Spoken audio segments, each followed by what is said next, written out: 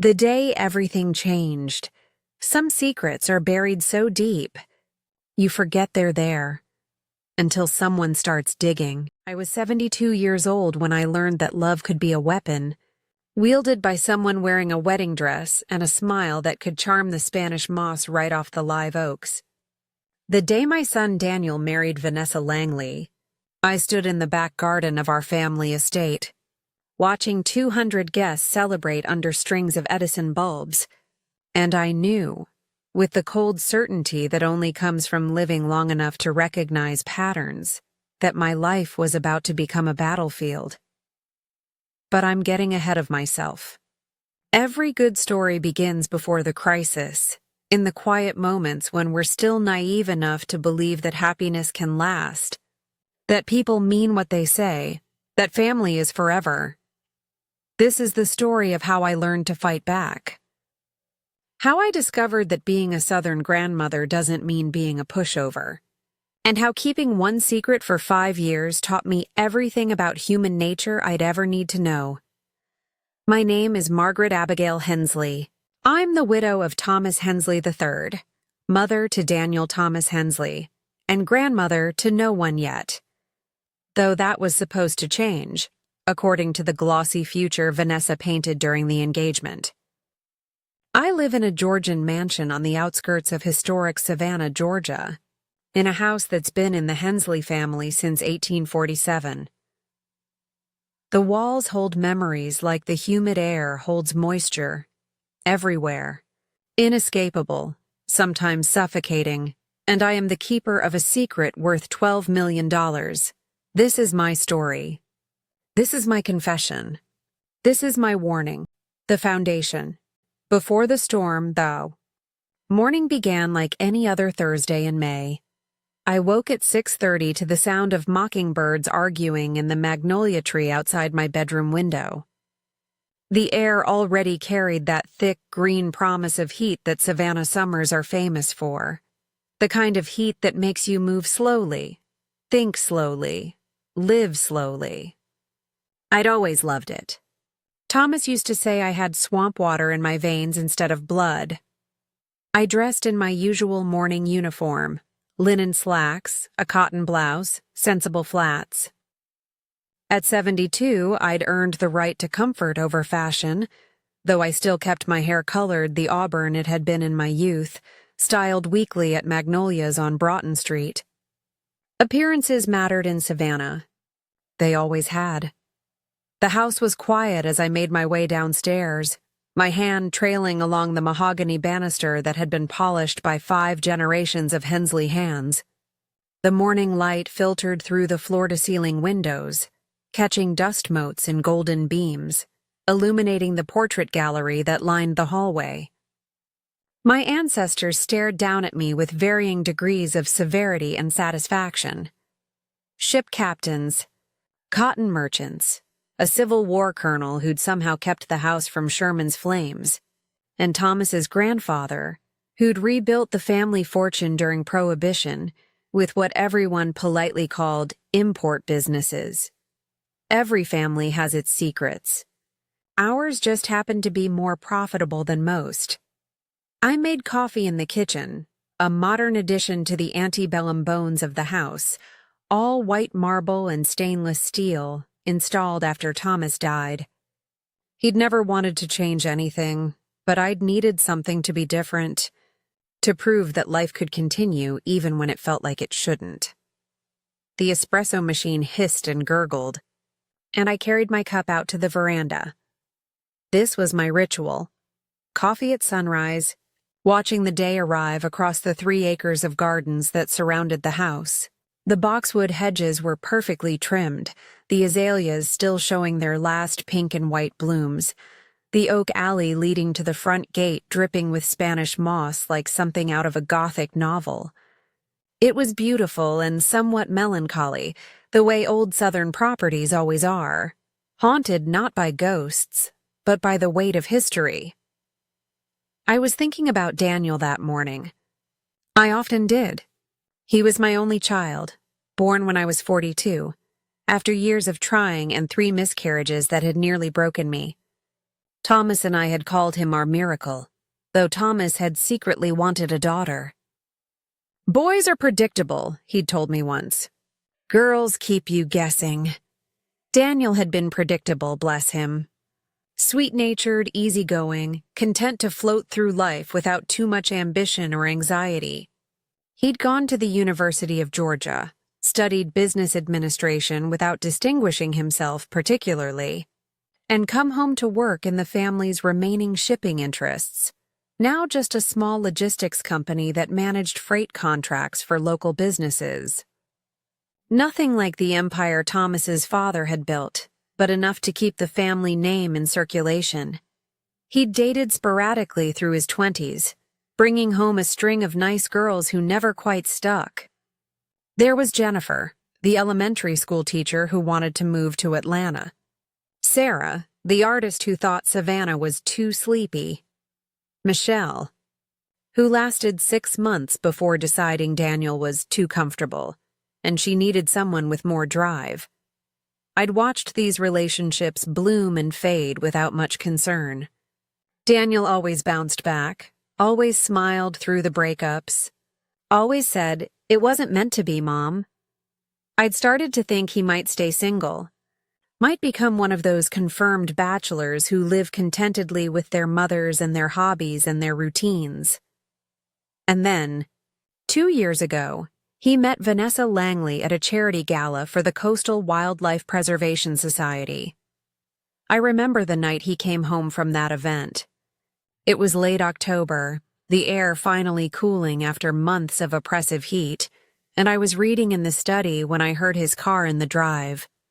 He came in with a look on his face I'd never seen before, dazed, almost drugged with happiness. "Mom," he'd said, dropping onto the sofa beside my chair. "I met someone."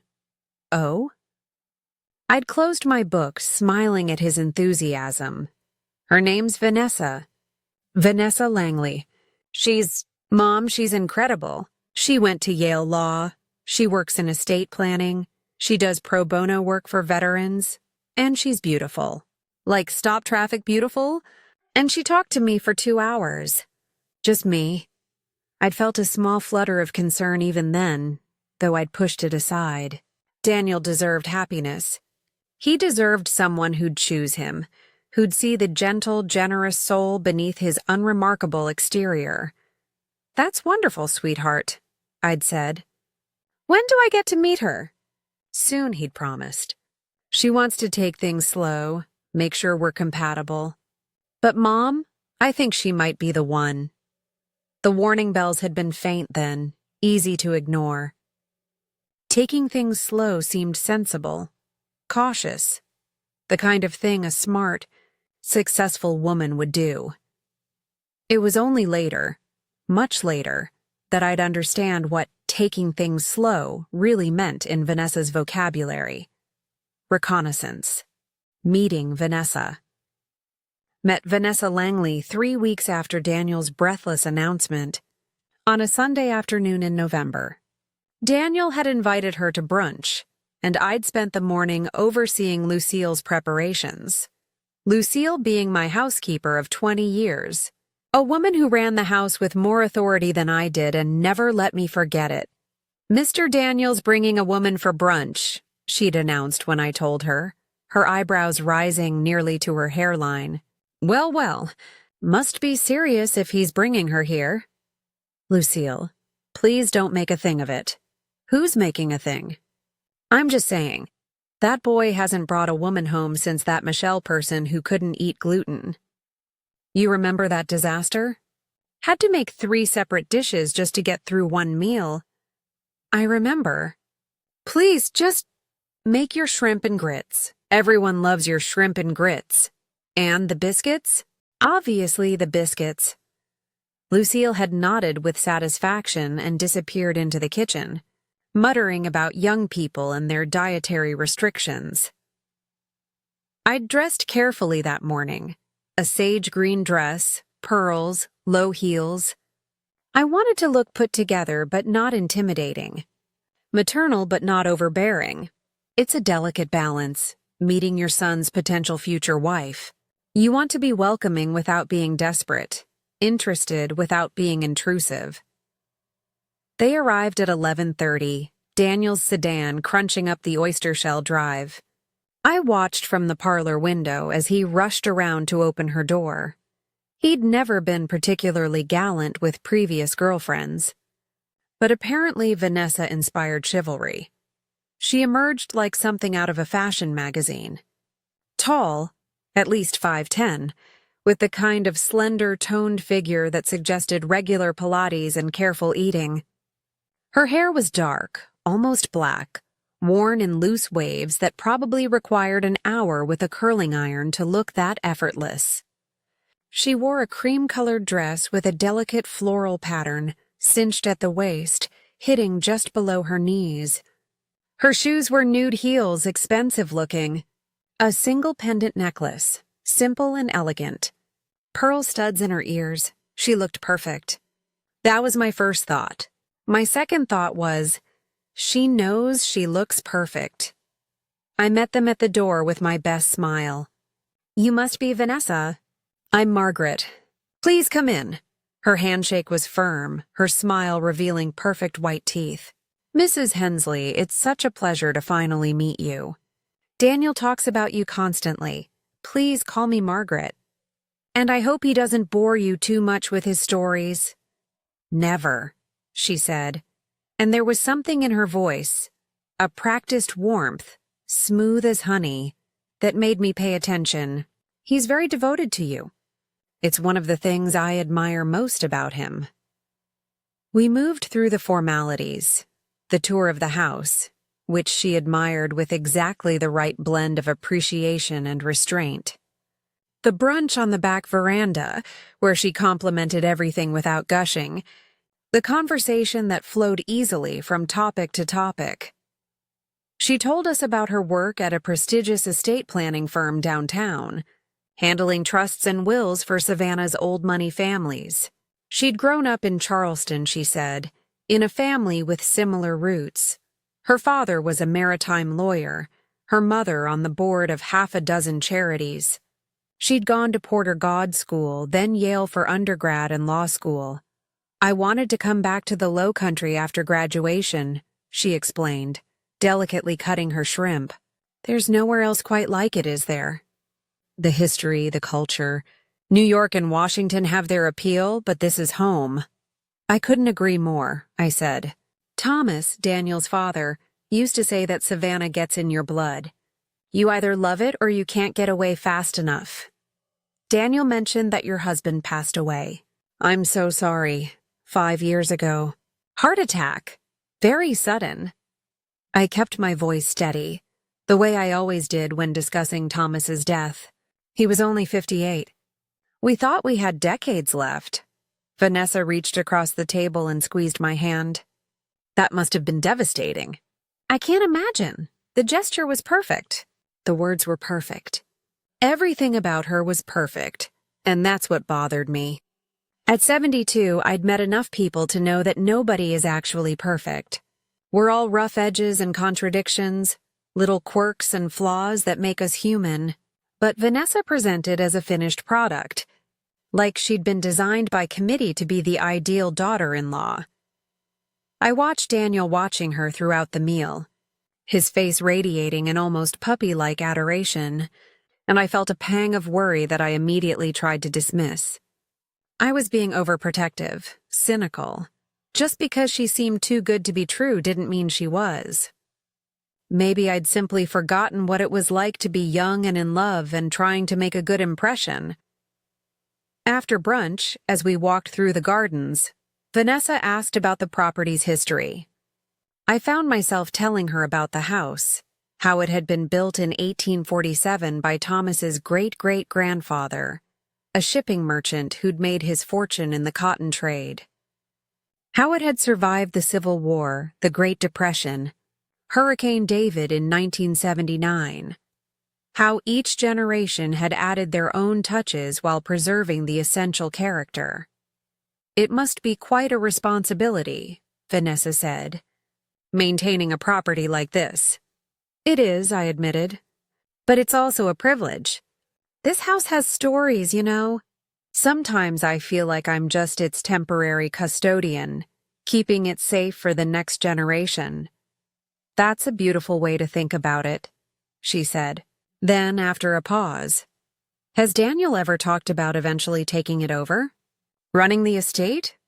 It was a casual question, the kind anyone might ask. But something in the way she asked it, a slight edge of calculation beneath the casual curiosity, made my internal alarm bells ring just a little louder. We haven't really discussed it, I said carefully. Daniel has his own life, his own career. I'd never pressure him to take on something this demanding if it's not what he wants. Of course not, Vanessa said quickly. I was just curious. He clearly loves this place so much. You both do. The rest of the visit passed pleasantly enough. When they left, Daniel pulled me aside while Vanessa was getting something from the car. So? He asked, his eyes eager. What do you think? I hugged him, buying myself a moment. She's lovely, Daniel. Very accomplished. You seem happy? I am, Mom. Happier than I've ever been. She's everything. Then I'm happy for you, sweetheart. And I was. I truly was. But as I watched them drive away, Vanessa's wave elegant and perfect through the car window, I couldn't shake the feeling that I'd just been interviewed rather than introduced to, as if she'd been assessing rather than getting to know me. I went back inside and found Lucille clearing the dishes. Well? She asked without preamble. Well, what? The girl. What did you think? I picked up a water glass, turning it in my hands. She's very polished. Mm-hmm. That's what worries you? I didn't say I was worried. Lucille gave me the look she'd perfected over 2 decades, the one that said she could see right through me and wasn't buying my denials. You got that pinch between your eyebrows. You always get that when something's bothering you. I don't know. She seems perfect. Too perfect. Nothing wrong with perfect. No, I agreed. Nothing wrong with it at all. But I couldn't shake the feeling that I'd just watched a performance, beautifully executed and completely rehearsed. And I wondered what Vanessa Langley was really like when the curtain came down. The courtship over the next 6 months. I watched Daniel and Vanessa's relationship unfold with a mixture of happiness and growing unease. They were inseparable. Dinners at the city's best restaurants, weekend trips to Charleston and Atlanta, quiet evenings at Daniel's apartment that he'd described to me with glowing enthusiasm. She's brilliant, Mom, he'd tell me during our weekly Sunday phone calls. Last night we were discussing maritime law. She knows more about shipping regulations than I do, and it's not even her specialty. And she's funny. Like genuinely funny, not just pretty girl funny. I'd make appropriate encouraging noises, asking the right questions, but privately I was paying attention to the details Daniel didn't think were important, like how Vanessa always wanted to discuss the family business. Just curious about Daniel's work, but with questions that went deeper than casual interest. What were our biggest clients? How were the profit margins? What were our plans for expansion? Or how she'd casually mention her own family's wealth, the summer house on Kiowa Island, her father's successful practice, her brother's hedge fund in New York, but always in a way that seemed designed to establish parity, to suggest that she came from the same world we did, or how she'd started accompanying Daniel to family events. Always perfectly dressed, always saying the right thing, but watching everyone with those sharp, calculating eyes, like she was taking notes for a test. In March, Daniel told me they were getting serious. I think I'm going to ask her to marry me, Mom. My heart had clenched, but I'd kept my voice light. That's wonderful, sweetheart. Have you thought about when? Soon, maybe this summer? I know it's fast, but when you know, right?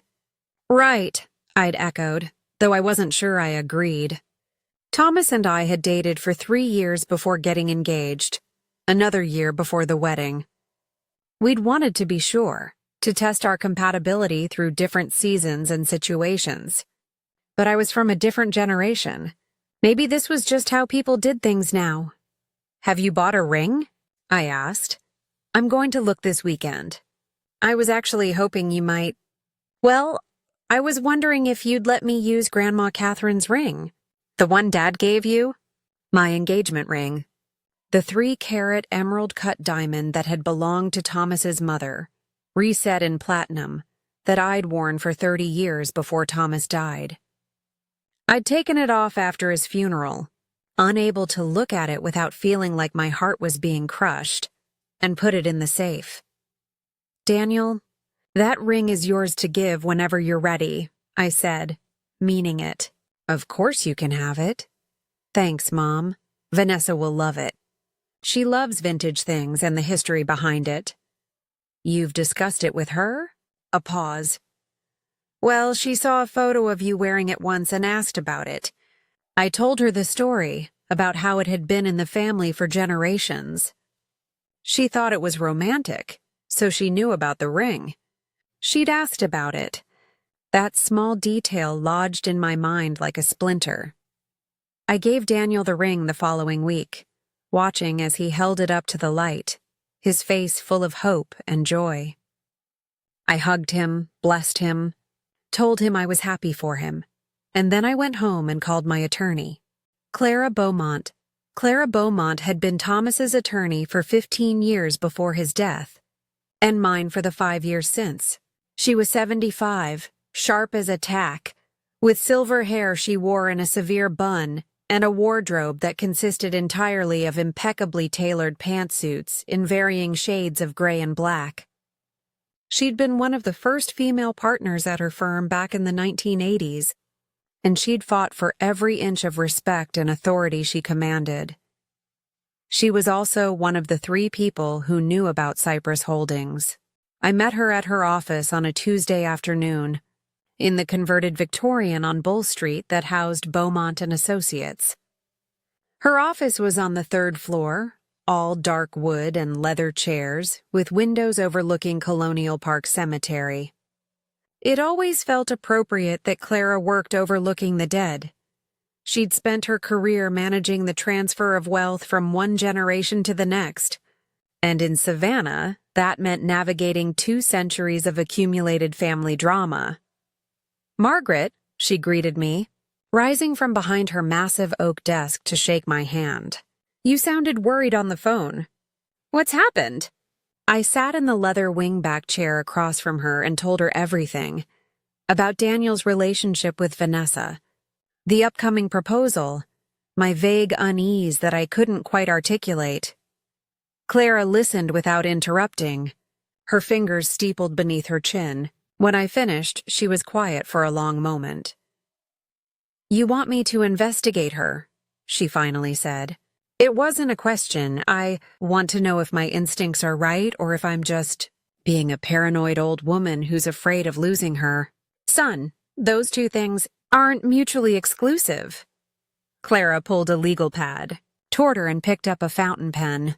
But yes, I can look into her. Quietly, of course. What specifically concerns you? I don't know. Everything and nothing. She's too perfect, Clara. Every word, every gesture, every expression, it all feels calculated. Like she's playing a part. Many young women are careful about making good impressions on their future mothers-in-law. It's more than that. It's the questions she asks. About the business, about the property, about the family. Like she's taking inventory. Clara wrote something on her pad. Has she asked about finances directly? No, but she's found ways to make it relevant to conversation.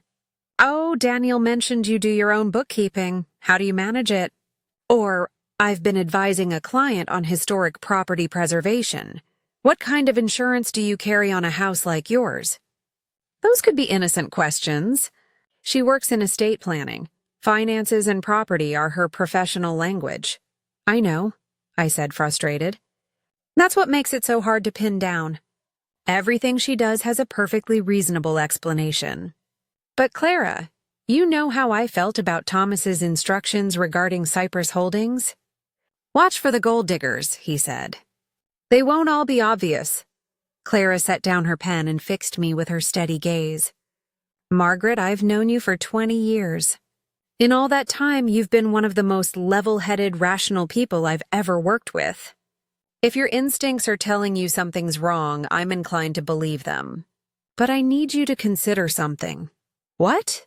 If I investigate and find that she's exactly what she appears to be, a successful young woman who genuinely loves your son, you need to be prepared to let this go. To accept her fully, without reservation. Can you do that? I thought about it, really thought about it. Could I? If Clara came back with a clean report, could I embrace Vanessa as a daughter-in-law without always watching for the knife? Yes, I said finally. If she's genuine, I'll welcome her completely. But Clara, if she's not, we'll figure out how to protect Daniel. And Cypress Holdings. She picked up her pen again. Give me everything you know about her. Full name, date of birth, where she grew up, education, employment history. I'll start with the basics and see what I can find. I spent the next hour telling Clara everything Daniel had told me about Vanessa, everything I'd observed, every small detail that had caught my attention. Clara took notes in her precise handwriting, occasionally asking clarifying questions. This will take a few weeks, she said when we finished. I have contacts who can look into her background quietly. Financial records, court documents, employment verification. If there's anything concerning, we'll find it. Thank you, Clara. Don't thank me yet. I might come back and tell you that you're worrying about nothing. I hope you do, I said. And I meant it. Despite my concerns, I genuinely hoped that Vanessa was exactly who she claimed to be. That Daniel's happiness was real and lasting. That I was just a paranoid old woman who'd spent too much time alone with her secrets. But as I drove home through the tree-lined streets of Savannah, watching tourists take photos in Forsyth Park and locals walk their dogs along the sidewalks, I couldn't shake the feeling that I was right to be cautious. Thomas had taught me that. In the months before he died, as his health declined and he knew his time was running out, he'd told me things about human nature I'd been too naive to understand when I was younger. Money changes people. Maggie, he'd said, using the nickname no one else was allowed to use. Even good people. Especially good people because they don't see it happening. They tell themselves they deserve it, they've earned it, they're just claiming what's rightfully theirs. That's why I set up Cypress Holdings the way I did. To protect you. To protect Daniel. From everyone else. And maybe from yourselves. At the time, I'd thought he was being overdramatic. Thomas had always had a flair for the theatrical, a love of grand gestures and sweeping statements. I'd attributed his warnings to the paranoia that sometimes accompanies serious illness. But now, 5 years later, with his $12 million secret sitting in an offshore account and a woman I didn't trust about to become my daughter-in-law, I wondered if Thomas had known something I was only beginning to understand. Some secrets are kept to protect fortunes. Others are kept to reveal character.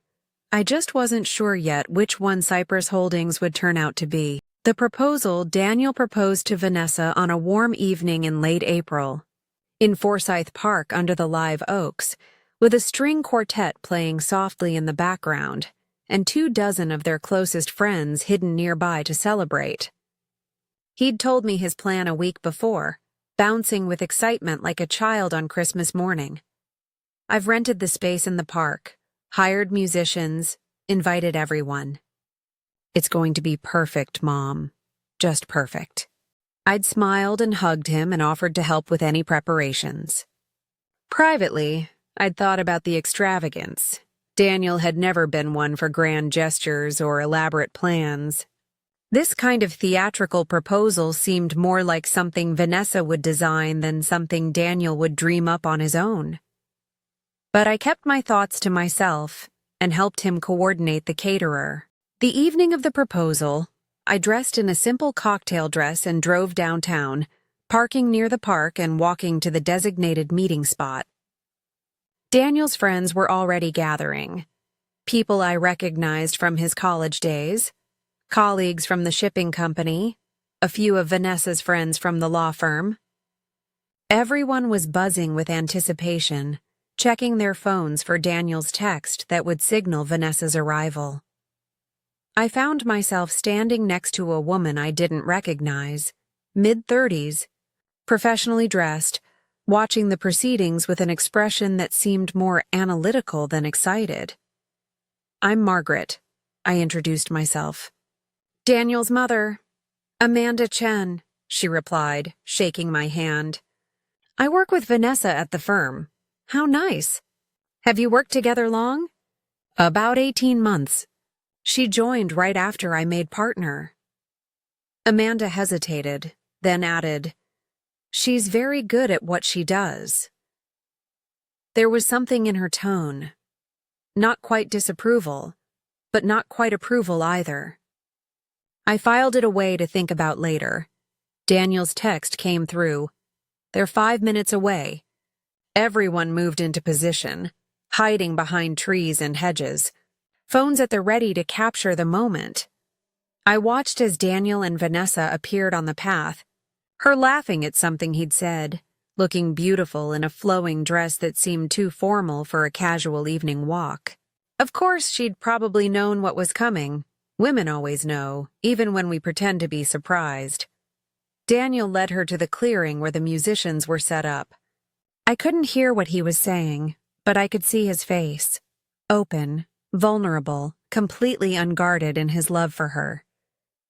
I saw him drop to one knee, pull out the ring box, hold up my old engagement ring to catch the last rays of sunlight filtering through the oak leaves.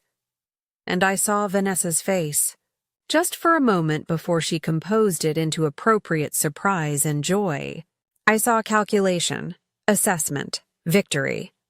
Then she was crying, beautifully, without smudging her makeup, saying yes, throwing her arms around Daniel while everyone burst from their hiding places, cheering and applauding and rushing forward to congratulate them. I hung back, watching the celebration, feeling suddenly very old and very tired. Amanda Chen appeared beside me again. "Quite a show," she murmured. "Yes," I agreed. "Quite a show indeed." We stood there for a moment, two women watching something neither of us seemed entirely happy about, though we'd never have admitted it out loud. "May I ask you something?" Amanda said suddenly. "Of course. How well do you know Vanessa?" It was an odd question, particularly coming from someone who supposedly worked with her. "Not very well," I admitted. "They've only been together 6 months. Why?" Amanda watched Vanessa accept congratulations from the crowd, her smile radiant, her hand extended so people could admire the ring. "No reason," she said finally. "Just be careful, Mrs. Hensley." Before I could ask what she meant, Amanda melted away into the crowd. I tried to follow her, to ask for clarification, but Daniel was pulling me forward, wanting me to congratulate them properly. And by the time I could look for Amanda again, she'd disappeared. I hugged Daniel, told him I was happy for him, admired how the ring looked on Vanessa's finger. She kissed my cheek, called me Mom for the first time, and I felt a chill run down my spine despite the warm evening. "We're thinking a summer wedding," Vanessa said. Her arm linked through Daniel's. "Late July, maybe early August. Something elegant but not too large. What do you think?" "That's lovely," I managed. "You'll have to let me know how I can help." "Oh, we'll need lots of help," she laughed. "I've been dreaming about this day forever. I want it to be perfect. Of course she did. Everything Vanessa did was perfect. The celebration continued with champagne and canapes, the string quartet shifting into more upbeat music as people danced and laughed and took endless photos. I stayed for an hour, playing my part before pleading fatigue and heading home. As I drove through the darkening streets, past the rows of historic houses with their glowing windows and wraparound porches, I thought about Amanda Chen's warning. Be careful. Careful of what? What did she know? I pulled into my driveway and sat in the car for a long moment, staring at my house, the house that had sheltered 5 generations of Hensleys, the house that Daniel would presumably inherit someday, along with whatever remained of the family fortune. And I realized that I'd never told Daniel about Cypress Holdings because I'd been waiting for exactly this. A test. Someone who'd want him for himself versus someone who'd want him for what he represented. Thomas had known that money was the ultimate revealer of character. You couldn't trust someone's intentions until you saw what they'd do when real wealth was on the line. Well, now I had my test subject. Vanessa thought she was marrying into a comfortable but unspectacular family. A historic house, a small business, a secure but not extraordinary future. If that was enough for her, if she never pushed for more or seemed disappointed when she learned there were no hidden fortunes, then I'd know she genuinely loved Daniel. But if she started looking for more, asking questions about inheritance and assets and estate planning, then I'd know exactly who Vanessa Langley really was. I got out of the car and went inside, already planning my next call to Clara. I needed that background check sooner rather than later, because in less than 4 months, Vanessa Langley was going to become Vanessa Hensley. And once that happened, protecting Daniel and Cypress Holdings was going to become much, much harder. Chapter 6. Clara's report. 3 weeks later, Clara called me to her office. From her tone on the phone, carefully neutral, giving nothing away, I knew she'd found something. I arrived to find 2 folders on her desk. One thin, one thick. Sit down, Margaret, she said, gesturing to the chair. We need to talk. I sat, my hands folded in my lap, waiting. Clara opened the thin folder first. This is the official version, she said. Vanessa Olivia Langley, born June 14, 1993, in Charleston, South Carolina. Parents Robert Langley, maritime attorney, and Patricia Langley, née Morrison, socialite and charity board member.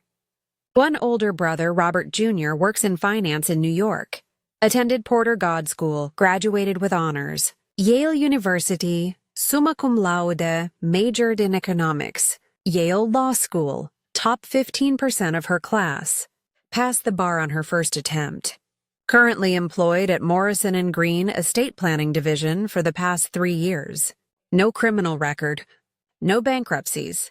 No obvious red flags. And the unofficial version? I asked, nodding toward the thicker folder. Clara's expression grew more serious. That's where it gets interesting. She opened the second folder and pulled out several pages. Let's start with her family. The Langleys are wealthy, but not quite as wealthy as they pretend to be. Robert Sr. had some bad investments in the 2008 crash. He's recovered somewhat, but the family's financial situation is precarious. They maintain appearances well, but they're leveraged to the hilt. The summer house on Kiowa Island? Mortgaged. Robert Jr.'s hedge fund? Struggling. Under investigation by the SEC for potential securities violations. Patricia Langley's charity work? Unpaid positions on boards that she uses for social status rather than actual philanthropy. I absorbed this, my chest tightening. So Vanessa comes from a family that looks wealthy but is actually in trouble financially. Correct. Now let's talk about Vanessa herself. Clara pulled out another document. She did go to Yale. She is as accomplished as she claims. But there are some interesting patterns in her romantic history. Patterns? She's been engaged twice before. My head snapped up. What? Daniel never mentioned, because she didn't tell him. The first was during her final year at Yale Law. His name was Marcus Ashford, heir to a Boston banking fortune. They dated for 18 months, got engaged, and then Marcus's grandmother, who controlled the family trust, had her investigated. Whatever the investigator found, Marcus broke off the engagement 3 days later.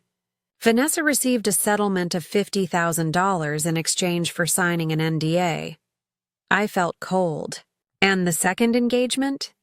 2 years ago here in Savannah, before she met Daniel, Harrison Whitmore, old Charleston money, real estate development. They dated for 8 months, got engaged, and then Harrison's father had a heart attack. During the father's recovery, Harrison discovered that Vanessa